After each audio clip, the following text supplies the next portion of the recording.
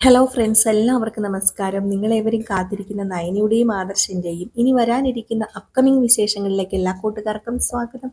എല്ലാവർക്കും നല്ലൊരു ദിവസം ആശംസിച്ചുകൊണ്ട് തന്നെ നമുക്കിനി വരാനിരിക്കുന്ന അപ്കമിങ് വിശേഷങ്ങളിലേക്ക് കടക്കാം. അതിനു മുമ്പായിട്ട് ആരെങ്കിലും നമ്മുടെ ഈ ചാനൽ ആദ്യമായിട്ട് കാണുന്നുണ്ടെങ്കിൽ ഇതുവരെ സബ്സ്ക്രൈബ് ഒന്നും ചെയ്ത് വെച്ചിട്ടില്ലെങ്കിൽ തീർച്ചയായിട്ടും ഒന്ന് സബ്സ്ക്രൈബ് ചെയ്ത് വെച്ചോളൂ. അതിനൊപ്പം മാക്സിമം നമ്മുടെ വീഡിയോ ഇഷ്ടപ്പെടുകയാണെങ്കിൽ ഒരു ലൈക്ക് അടിച്ചിട്ടേ പോകാവുള്ളേ. അപ്പോൾ നമുക്ക് നേരെ വിശേഷത്തിലേക്ക് തന്നെ പോകാം. ഇന്ന് ഉച്ചയ്ക്ക് നമ്മൾ അപ്കമിങ് വിശേഷങ്ങളാണ് ഇടുന്നത്. ഒരു 12:45 കൂടുമ്പോൾ തന്നെ നമ്മൾ ഈ ചാനലിൽ അപ്കമിങ് വിശേഷങ്ങളുമായിട്ട് വരും. മെയിൻ ചാനലിലാണ് എന്നും നമ്മൾ ഫുൾ വിശേഷം ഇടുന്നത്. അപ്പോൾ അത് കാണാൻ താല്പര്യമുള്ളവർ നമ്മളോട് കമൻറ്റിൽ റിക്വസ്റ്റ് ചെയ്താൽ മതി, നമ്മൾ അതിൻ്റെ ലിങ്ക് തരുന്നതായിരിക്കും. അപ്പോൾ ഇപ്പം നടന്നുകൊണ്ടിരിക്കുന്ന കഥ എന്ന് പറഞ്ഞാൽ നമ്മുടെ ആദർശം സത്യങ്ങളൊക്കെ അറിയാൻ ശ്രമിച്ചുകൊണ്ടിരിക്കുകയാണ്. സത്യങ്ങൾ എന്ന് പറയാൻ പറ്റില്ല, സംശയം മാത്രമേ ഉള്ളൂ. അത് സത്യമാണോ, യാഥാർത്ഥ്യമാണോ, കള്ളമാണോ, അതോ ഇനി അതിൽ വേറെന്തെങ്കിലും ഉണ്ടോ എന്നൊന്നും ആദർശന് അറിയില്ല. പക്ഷേ ആദർശന് എന്തൊക്കെയോ ചെറിയ സംശയങ്ങളൊക്കെ ഇങ്ങനെ നടന്നുകൊണ്ടേ ഇരിക്കുകയാണ്. ഏതായാലും അതിൻ്റെ അവസാനം എത്തിച്ചേരുന്നത് ആ ഒരു വലിയ സത്യത്തിൽ തന്നെയാണ്. തൻ്റെ അമ്മയും ഭാര്യയും അമ്മയും സ്നേഹിക്കുന്നു. അവർ തമ്മിലുള്ള പ്രശ്നങ്ങളൊക്കെ മാറി, അവരിപ്പം പ്രശ്നങ്ങളൊന്നുമില്ല. കരൾ കൊടുത്തത് നയനയാണെന്ന് അറിഞ്ഞു എന്നുള്ളൊരു സത്യം. അപ്പം അതിലേക്ക് ചേർന്ന് കഴിഞ്ഞുള്ള ഭാഗങ്ങളാണ് നമ്മൾ ഈ ചാനലിൽ കൊടുത്തിരിക്കുന്നത് കേട്ടോ. അപ്പം നയനെ അറിഞ്ഞു, ആദർശ് അറിഞ്ഞു, എല്ലാവരും അറിഞ്ഞു. വലിയ വലിയ പ്രശ്നങ്ങളായി. നമ്മുടെ മൂർത്തീസ് ജ്വല്ലറിയുടെ ചീഫ് ഡിസൈനർ എന്ന സ്ഥാനം നയന രാജിവെച്ചു. അത് രാജിവെക്കാൻ കാരണം ആദർശ് തന്നെയാണ്. അപ്പം അതിനെക്കുറിച്ചൊക്കെ പറഞ്ഞുകൊണ്ടിരിക്കുകയായിരുന്നു. അങ്ങനെ ഇരിക്കുകയാണ് ഈ ഒരു സ്ഥാനം നമ്മുടെ അനാമികയ്ക്ക് കൊടുക്കണം എന്ന് പറഞ്ഞുകൊണ്ട് ജാനകി വരുന്നത് കേട്ടോ. അങ്ങനെ അനാമികയ്ക്ക് ചീഫ് ഡിസൈനർ എന്നൊരു സ്ഥാനം കൊടുക്കണം. ആ ഒരു സ്ഥാനത്തേക്ക് ഇനിയിപ്പം വേറെ ആരും വരാനില്ലല്ലോ. നയനെ അത് രാജിവെച്ചു. നയനയ്ക്കത് വേണ്ടെന്ന് പറഞ്ഞു. ആദർശിന് നയനയെ ചീഫ് ഡിസൈനറായിട്ട് അവിടെ ഇരുത്താൻ താല്പര്യമില്ല. തന്നെ വിശ്വാസവഞ്ചന ചെയ്ത തൻ്റെ ഭാര്യയെ മൂർത്തീസ് ജ്വല്ലറിക്ക് ഇനി വേണ്ട, മൂർത്തീസ് ജ്വല്ലറിക്ക് മാത്രമല്ല ആദർശിനും ഇനി വേണ്ട എന്ന തീരുമാനം തന്നെയാണ് എടുത്തിരിക്കുന്നത് ആദർശ്. അപ്പം അതിനെ സംബന്ധിച്ച് ഇങ്ങനെ ഓരോ കാര്യങ്ങൾ നടന്നുകൊണ്ടിരിക്കുമ്പോഴാണ് കിട്ടിയ അവസരം പാഴാക്കാതെ നയനയല്ല അനാമിക അത് ആവശ്യപ്പെട്ടത്. അനാമികയുടെ ആവശ്യപ്രകാരം നമ്മുടെ ജാനകി അത് അവതരിപ്പിക്കുകയും ഈ ഒരു സ്ഥാനത്തേക്ക് അനാമികയെ കൊണ്ടുവരണമെന്ന് റിക്വസ്റ്റ് ചെയ്യുകയും ചെയ്യുന്നുണ്ട്. അപ്പോഴേക്കും ആദർശിന് പ്രത്യേകിച്ച് അഭിപ്രായങ്ങളൊന്നുമില്ല. ആദർശൊന്നും പറയുന്നില്ല. പക്ഷേ മുത്തശ്ശനും മുത്തശ്ശിയും പറയുന്നുണ്ട്, എന്ത് യോഗ്യതയാണ് അവൾക്കുള്ളത്, അനാമികയ്ക്കുള്ളത്? അവൾക്ക് എന്തെങ്കിലും വരയ്ക്കാൻ, ഒരു വര വരയ്ക്കാൻ പോലും അറിയില്ല. പിന്നെ എന്തിനാണ് അവളെ ചീഫ് ഡിസൈനറുടെ സ്ഥാനത്തേക്ക് കൊണ്ടുവരുന്നത്? ഇപ്പം നയനമോള് രാജിവെച്ചു എന്നിരിക്കട്ടെ, എങ്കിൽ അവിടെ വേറെ ആരെയെങ്കിലും, അറിയാവുന്ന ആരെയെങ്കിലും ആണ് കൊണ്ടുവരേണ്ടത്. അല്ലാതെ വെറുതെ ഒരു സ്ഥാനമല്ല ഈ ചീഫ് ഡിസൈനർ. അതിന് കഴിവുള്ള പെൺകുട്ടികൾ അല്ലെങ്കിൽ അതിന് കഴിവുള്ളവരെയാണ് തിരഞ്ഞെടുക്കേണ്ടത്. അതുകൊണ്ട് അനാമികയെ പറ്റില്ല എന്നിങ്ങനെ പറയുകയാണ്. അങ്ങനെ നമ്മുടെ അനാമിക കള്ളത്തരത്തിലൂടെ കുറച്ച് ഡിസൈനൊക്കെ വരച്ച് കാണിക്കുകയാണ്. എനിക്ക് ഡിസൈനൊക്കെ ചെയ്യാൻ അറിയാം, എനിക്ക് ഡിസൈനൊക്കെ ചെയ്യുന്നതിന് കുഴപ്പമൊന്നുമില്ല, ഞാൻ വരയ്ക്കും എന്നൊക്കെ പറഞ്ഞ് കള്ളത്തരത്തിലൂടെ കുറച്ച് ഡിസൈൻസൊക്കെ വരച്ച് മുത്തശ്ശനെയൊക്കെ കാണിച്ച് എല്ലാവരെയും ബോധിപ്പിക്കുകയാണ് തനിക്ക് ചിത്രം വരയ്ക്കാൻ അറിയാമെന്ന്. അപ്പോൾ ഇത് കണ്ടു കഴിയുമ്പം തരക്കേടില്ലാത്ത ചിത്രങ്ങൾ തന്നെയാണ്. പക്ഷെ വേറൊരു ഡിസൈനറെ കൊണ്ടാണ് നമ്മുടെ അനാമിക ഇത് വരയിപ്പിച്ചിരിക്കുന്നത്. അത് വേണുവിൻ്റെ ചെറിയൊരു തന്ത്രമാണ് കേട്ടോ. അപ്പോൾ പൈസയൊക്കെ കൊടുത്ത് അനാമികയെ കൊണ്ട് വരപ്പിച്ചിരിക്കുന്നതാണ്. അപ്പോൾ ഈ ഒരു ചിത്രം കാണുമ്പോൾ തന്നെ ആദർശിനും അത് ഇഷ്ടമാകുന്നുണ്ട്. അങ്ങനെ ആദർശം പറഞ്ഞു, ഓക്കെ, അങ്ങനെയാണെങ്കിൽ അനാമികയെ ചീഫ് ഡിസൈനറായിട്ട് തിരഞ്ഞെടുക്കുന്നതിന് എനിക്ക് പ്രശ്നങ്ങളൊന്നും തന്നെ ഇല്ല. ഈ സമയത്ത് നയനയ്ക്കും നബിക്കും ദേവയാനിക്കും ഒക്കെ നന്നായിട്ട് അറിയാം ഇതിൻ്റെ പിന്നിൽ എന്തോ ഉണ്ട്. അനാമിക നേരെ ഒരു വര പോലും വരയ്ക്കില്ല. ഇനിയിപ്പോൾ ഇത് കള്ളത്തരമാണോ എന്നൊന്നും അറിയില്ല, അതോ ഇനിയിപ്പം നമ്മുടെ അനാമികയ്ക്ക് ചിത്രം വരയ്ക്കാൻ അറിയുന്ന കൂട്ടത്തിലാണോ എന്നും അറിയില്ല. അപ്പോൾ ആകെപ്പാടെ കൺഫ്യൂഷനിലായി. അങ്ങനെ ചീഫ് ഡിസൈനറുടെ സ്ഥാനത്തേക്ക് കയറ്റുന്നൊന്നുമില്ല കേട്ടോ. അനാമികയെ ആ ഒരു വെയിറ്റിംഗ് ലിസ്റ്റിൽ ഇട്ടേക്കുകയാണെന്ന് വേണമെങ്കിൽ പറയാം. അപ്പോൾ അങ്ങനെ തൽക്കാലം ഒരു ആശ്വാസം നൽകി, ഓക്കെ നമുക്ക് നോക്കാം എന്ന് തന്നെ മുത്തശ്ശനും മുത്തശ്ശിയൊക്കെ പറഞ്ഞു.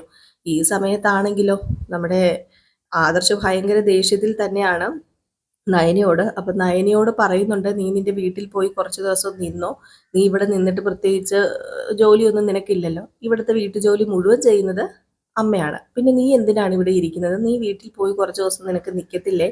നിന്റെ അമ്മയുടെയും അച്ഛൻ്റെയും അതുപോലെ നിന്റെ ചേച്ചിയുടെയൊക്കെ കൂടെ നിൽക്കത്തില്ലേ എന്ന് ചോദിക്കുന്നുണ്ട്.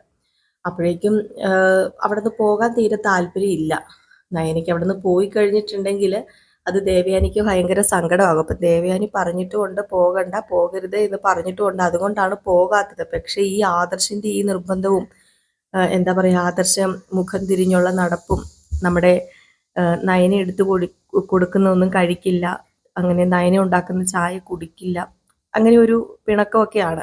അപ്പം ലാസ്റ്റ് നിവർത്തി കെട്ടിട്ട് നമ്മുടെ നയന അനന്തപുരി തറവാട്ടിൽ നിന്നും ഇറങ്ങിപ്പോവുകയാണ്. പക്ഷെ എങ്ങോട്ടാണെന്ന് ആർക്കും അറിയില്ല. നമ്മുടെ നന്ദാവനത്തിലേക്കല്ല നയന പോകുന്നത് എങ്ങോട്ടാണെന്ന് ആർക്കും അറിയില്ല. അപ്പം രാവിലെ നമ്മുടെ നയന ഇറങ്ങി പോയിട്ട് വൈകിട്ടായിട്ടും നയനയെ കാണുന്നില്ല. അപ്പം വൈകിട്ടായിട്ട് നയനയെ കാണാത്തത് കൊണ്ട് തന്നെ നമ്മുടെ ദേവയാനിക്ക് ഭയങ്കര സങ്കടമായി. നേരെ കനകയെ വിളിച്ചു കഴിഞ്ഞപ്പോഴത്തേക്കും കനക പറഞ്ഞു, മോളിവിടെ വന്നിട്ടില്ല. അയ്യോ, അവളിവിടെ വന്നിട്ടില്ലല്ലോ, എന്താ ദേവയാനി ഞാൻ ഈ കേൾക്കുന്നത്? അവൾക്കെന്തെങ്കിലും പ്രശ്നം ഉണ്ടായിരുന്നു എന്ന്. ഇനിയിപ്പം ആദർശ് വഴക്കുണ്ടാക്കിയോ? അത് പിന്നെ കനകയ്ക്ക് അറിയാമല്ലോ, ഇവിടെ പ്രശ്നങ്ങൾ കുറച്ച് വഷളൊക്കെ തന്നെയാണ്. ആദർശ് അവളോട് മിണ്ടുന്നോ എടുക്കുന്നൊന്നും ഇല്ലായിരുന്നു. പിന്നെ ആദർശ് വീട്ടിൽ പൊക്കോ എന്നൊക്കെ പറഞ്ഞിട്ടുണ്ട്. പക്ഷേ ഞാൻ കാരണമാണ് അവള് നന്ദാവനത്തിലേക്ക് വരാതിരിക്കുന്നത്. കാരണം ഞാൻ പറഞ്ഞായിരുന്നു നന്ദാവനത്തിലേക്ക് പോകണ്ട എന്നൊക്കെ. പക്ഷെ അവൾക്ക് എന്ത് പറ്റിയെന്ന് അറിയില്ല. രാവിലെ ഇവിടെ നിന്ന് ഇറങ്ങിപ്പോയി, എന്നോട് പറഞ്ഞില്ല, എവിടെ പോയെന്ന് അറിയത്തില്ല എന്നിങ്ങനെ പറയാം. അങ്ങനെ ആകെ മൊത്തം പരന്നു ഈ ഒരു വാർത്ത. നമ്മുടെ നയനയെ കാണുന്നില്ല. അയ്യോ, പിന്നെ സന്തോഷിക്കാൻ ജലജയും അതുപോലെ തന്നെ ജാനകിയും അനാമികയും ഒക്കെ ഉണ്ടല്ലോ. അനാമിക ഈ വിവരം അപ്പോൾ തന്നെ വിളിച്ചു പറയുകയാണ് അനാമികയുടെ അച്ഛനോടും അമ്മയോടും. അച്ഛാ, അമ്മേ, അവളെ കാണുന്നില്ല, രാവിലെ മുതൽ അവൾ ഇവിടെ ഇല്ല. എനിക്ക് തോന്നുന്നത് അവൾ മിക്കവാറും എങ്ങോട്ടെങ്കിലും സ്ഥലം വിട്ട് കാണും. അത് തന്നെ അമ്മേ കാര്യം. അവൾ അനന്തപുരി തറവാട്ടിൻ്റെ അടിവേര് വരെ കൊള്ളയടിക്കാൻ വേണ്ടി തീരുമാനിച്ചിരിക്കുക എങ്ങാണ്ടായിരുന്നു. അത് ആദർശേട്ടൻ കണ്ടുപിടിച്ചു. അതുമാത്രമല്ല, മൂർത്തീസ് ജ്വല്ലറിയിൽ നിന്ന് കോടിക്കണക്കിന് പൈസയൊക്കെ പോയി കാണും. പക്ഷെ ഇത് പുറത്തു പറയാൻ ആദർശേട്ടന് പറ്റില്ലല്ലോ. അതുകൊണ്ട് തന്നെ ആദർശേട്ടൻ അവളെ ആ ഒരു ചീഫ് ഡിസൈനറുടെ സ്ഥാനത്തിൽ നിന്നൊക്കെ ഒഴിവാക്കിയത് എന്നൊക്കെ ഇങ്ങനെ പറയുകയാണ്. അപ്പം ഇതൊക്കെ കേട്ട് കഴിഞ്ഞപ്പോഴത്തേക്കും രേവതിക്കും വേണുവിനൊക്കെ സന്തോഷിക്കാൻ വേറെ വല്ലതും വേണോ? ഇത് മതിയല്ലോ സന്തോഷിക്കാനായിട്ട്. പക്ഷേ നമ്മുടെ മൂർത്തീസ് ജ്വല്ലറിയിലാണെങ്കിൽ വലിയ ഇടിവ് സംഭവിച്ചിരിക്കുകയാണ്. നയനയുടെ ആ ഒരു സാന്നിധ്യം അവിടെ ഇല്ലാത്തത് കൊണ്ട് തന്നെ നമ്മുടെ മൂർത്തീസ് ജ്വല്ലറിയുടെ എല്ലാ ബ്രാഞ്ചസും വൻ ഇടിവ് സംഭവിച്ചിരിക്കുകയാണ്. അപ്പം നയന കളക്ഷൻസ് അന്വേഷിച്ചു വരുന്നവർക്ക് നയന കളക്ഷൻസ് കൊടുക്കാനോ നയനയെ കാണിച്ചു കൊടുക്കാനോ ഒന്നും സാധിക്കുന്നില്ല. അപ്പോൾ അതിൻ്റേതായ രീതിയിൽ ഒരുപാട് ഇടിവ് സംഭവിച്ചിരിക്കുകയാണ്. അപ്പോൾ ആദർശിന് ഇതെല്ലാം കൂടി തലയിൽ കയറി പെരുത്തിരിക്കുന്നു. പക്ഷേ ആദർശമായിട്ട് നമ്മുടെ നയനെ അങ്ങോട്ടേക്ക് ക്ഷണിക്കുകയുമില്ല. അപ്പം ആദർശിന് കുറേ ഫോറിൻസ് കൺട്രിയിൽ നിന്ന് ഫോൺ കോൾസ് ഒക്കെ വരുന്നുണ്ട്. നിങ്ങൾക്ക് ഞങ്ങൾ തന്നെ ആ ഒരു പ്രോജക്റ്റ് എന്താണ് ചെയ്തു തരാത്തത്? നയന ഡിസൈൻസിൽ നിന്ന് ഞങ്ങൾ ഇത്രയൊക്കെ കളക്ഷൻ ഞങ്ങൾ പർച്ചേസ് ചെയ്തല്ലായിരുന്നു. ഞങ്ങൾക്ക് അതുപോലത്തെ തന്നെ ഇനിയും ആവശ്യമുണ്ട്. കാരണം കസ്റ്റമേഴ്സൊക്കെ വെയിറ്റിംഗ് ആണ്. അതുകൊണ്ട് എത്രയും പെട്ടെന്ന് ആ ഡിസൈൻസൊക്കെ ഞങ്ങൾക്ക് വേണം. അപ്പം എങ്ങനെയെങ്കിലും എത്തിച്ചു തരണം, അല്ലെങ്കിൽ ഞങ്ങളുടെ എമൗണ്ടൊക്കെ ഞങ്ങൾക്ക് തിരിച്ചു തരണം, നഷ്ടപരിഹാരവും തരണമെന്നൊക്കെ പറഞ്ഞ് കുറേ, അതായത് പുറത്തുള്ള വേറെ രാജ്യങ്ങളിൽ നിന്നുമൊക്കെ ആൾക്കാർ നമ്മുടെ നയന കളക്ഷൻസിന് ആവശ്യപ്പെട്ടിട്ടുണ്ടായിരുന്നല്ലോ. അപ്പോൾ അവരൊക്കെ തിരിച്ചാവശ്യപ്പെടുകയാണ് ഈ പൈസക്ക്. അപ്പം ഇങ്ങനെ വരുമ്പോഴത്തേക്കും ഒരുപാട് ഇടിവ് നമ്മുടെ മൂർത്തീസ് ജ്വല്ലറിക്ക് സംഭവിക്കും. അപ്പം ആകെപ്പാടെ ആദർശിന് എന്ത് ചെയ്യണമെന്ന് അറിയില്ല. നയനയുടെ കാല് പിടിക്കാനും പറ്റില്ല. നയനെ ഇനി തിരിച്ചു കൊണ്ടുവരാൻ ആദർശിനാണ് തീരെ താല്പര്യവും ഇല്ല. അപ്പം ഈ വിവരം നമ്മുടെ മൂർത്തീസ് ജ്വല്ലറിയുടെ ഈ ഒരു കണ്ടീഷൻസ്, ഇപ്പോഴുള്ള ആ ഒരു അവസ്ഥ മൂർത്തിയുടെ ചെവിയിലെത്തി കഴിഞ്ഞപ്പോഴത്തേക്കും ആദർശനെ വിളിച്ചു. ആദർശനെ വിളിച്ചിട്ട് പറഞ്ഞു, നീ എന്താ ഈ കാണിച്ചു കൂട്ടുന്നത്? നിനക്ക് നിന്റെ ഭാര്യയോടുള്ള ആ ഒരു വാശിക്ക് നീ മൂർത്തീസ് ജ്വല്ലറി തകർക്കാൻ ശ്രമിച്ചുകൊണ്ടിരിക്കുകയാണോ ആദർശൻ? നീ എന്താ ഒരു പൊട്ടനെ പോലെ നീ ചിന്തിക്കുന്നത്? നീ ഇപ്പം വേറെ ഒന്നും ചിന്തിക്കണ്ട. കുടുംബജീവിതം വേറെ, ബിസിനസ് വേറെ. എത്രയും പെട്ടെന്ന് നയനയെ മൂർത്തീസ് ജ്വല്ലറിയിലേക്ക് ചീഫ് ഡിസൈനറായിട്ട് കയറ്റുകയും ആ ഇടിവ് എത്ര രൂപയാണോ നഷ്ടം വന്നത് ആ നഷ്ടമെല്ലാം പരിഹരിക്കുകയും ചെയ്തേക്കണം. ഇല്ലെങ്കിൽ ഇതിവിടെ ഒന്നും നിൽക്കത്തില്ല. അറിയാലോ, വർഷങ്ങളായിട്ട് പേരെടുത്ത മൂർത്തീസ് ജ്വല്ലറിയുടെ ഇപ്പോഴത്തെ അവസ്ഥ അത് ഒരു തരത്തിലും ആർക്കും അംഗീകരിക്കാൻ പറ്റാത്തതാണ് എന്നൊക്കെ പറയുക. അങ്ങനെ വീട്ടിലൊരു മീറ്റിംഗ് സഹിതം വിളിച്ചു കൂട്ടിയിരിക്കുകയാണ് ഇതിനൊരു തീരുമാനം എടുക്കുന്നതിനായിട്ട്. അതായത് നയനെ ഈ സമയത്ത് കാണുന്നുമില്ല. നയനെ എവിടെ പോയെന്ന് അറിയത്തുമില്ലാത്തൊരവസ്ഥ. അങ്ങനെ പോലീസിൽ പരാതി കൊടുക്കണോ എന്നൊന്നും അറിയില്ല. അങ്ങനെ ആദർശ ലാസ്റ്റ് നയനയെ കാണുന്നില്ല എന്ന വിവരം അറിഞ്ഞു. മൂർത്തീസ് ജ്വല്ലറിയിലേക്ക് തന്നെ വിളിച്ചു പറഞ്ഞു. അങ്ങനെ നമ്മുടെ ആദർശം സത്യം പറഞ്ഞ് ഒത്തിരി ഭയപ്പെട്ടു പോയിട്ടോ. ഒരു ചെറിയ വാശിക്ക് ഭാര്യയോടുള്ള ചെറിയൊരു കൊതിക്കറിവ് അല്ലെങ്കിൽ സൗന്ദര്യ പിണക്കത്തിന് താൻ ചെയ്തത് വലിയൊരു എന്താ പറയുക ദുർഘടാവസ്ഥയായി പോയി എന്ന് നമ്മുടെ ആദർശിന് അപ്പോഴാണ് മനസ്സിലാവുന്നത്. അങ്ങനെ നമ്മുടെ നയനയെ അന്വേഷിച്ചിറങ്ങുകയാണ്. ഇതേ സമയം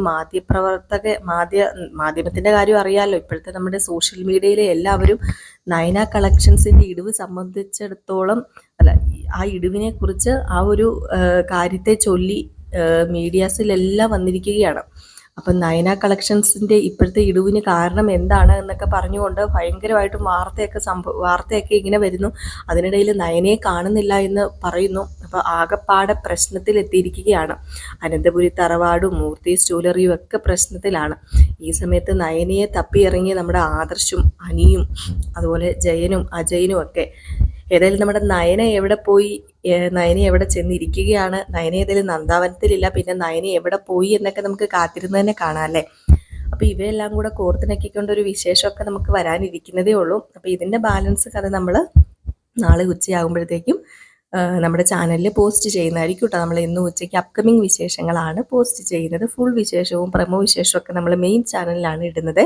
അപ്പോൾ ഫുൾ വിശേഷം കാണാനും കേൾക്കാനും ഒക്കെ താല്പര്യമുള്ളവരുണ്ടെങ്കിൽ ഞാൻ ആദ്യം പറഞ്ഞതുപോലെ തന്നെ കമൻറ്റ് ബോക്സിൽ ഒന്ന് പറഞ്ഞാൽ മതി. നിങ്ങൾ പറയുകയാണെങ്കിൽ ഞാൻ ആ ചാനലിൻ്റെ ലിങ്ക് നിങ്ങൾക്ക് ഇട്ട് തരുന്നതായിരിക്കും. ഇല്ലെങ്കിൽ ചാനലിൻ്റെ പേര് ഞാൻ നിങ്ങൾക്ക് പറഞ്ഞു തരാം കേട്ടോ, ആവശ്യക്കാരുണ്ടെങ്കിൽ. അപ്പം എല്ലാവരും കാത്തിരിക്കുക. അടിപൊളി വിശേഷങ്ങൾ തന്നെയാണ് വരുന്നത്. നമ്മൾ ഗൗതമിൻ്റെയും നന്ദയുടെയും വിശേഷവും വേറൊരു ചാനലിൽ ചെയ്യുന്നുണ്ട്. റിയൽ സ്റ്റോറി ന്യൂ എന്നാണ് ചാനലിൻ്റെ പേര്. അതുപോലെ തന്നെ നമ്മുടെ രേവതിയുടെയും സച്ചിയുടെയും കഥയും ചെയ്യുന്നുണ്ട്. അപ്പോൾ അതൊക്കെ വേണ്ടവരുണ്ടെങ്കിൽ കമൻറ്റ് ബോക്സിൽ പറഞ്ഞാൽ മതി. അപ്പോൾ എല്ലാവരും കാത്തിരിക്കുക. എല്ലാവർക്കും വീണ്ടും നല്ലൊരു ദിവസം ആശംസിക്കുകയാണ്. ഇനി അങ്ങോട്ടേക്ക് എല്ലാവർക്കും നല്ലൊരു ദിവസം ആകട്ടെ എന്നൊക്കെ ആശംസിച്ചുകൊണ്ട് നിർത്തുന്നു. നെക്സ്റ്റ് ഒരു അടിപൊളി വീഡിയോ ആയിട്ട് വരാം. അതുവരെ എല്ലാവർക്കും ടാറ്റാ ബൈ ബൈ.